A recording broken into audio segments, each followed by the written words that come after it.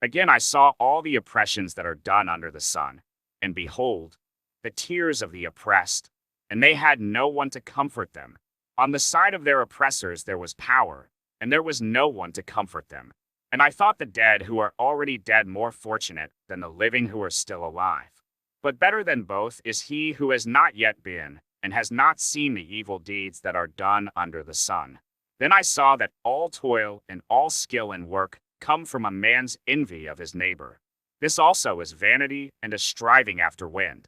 The fool folds his hands and eats his own flesh. Better is a handful of quietness than 2 hands full of toil and a striving after wind. Again, I saw vanity under the sun. One person who has no other, either son or brother, yet there is no end to all his toil, and his eyes are never satisfied with riches, so that he never asks, "For whom am I toiling and depriving myself of pleasure?" This also is vanity and an unhappy business. 2 are better than 1, because they have a good reward for their toil. For if they fall, one will lift up his fellow. But woe to him who is alone when he falls, and has not another to lift him up. Again, if 2 lie together, they keep warm. But how can one keep warm alone?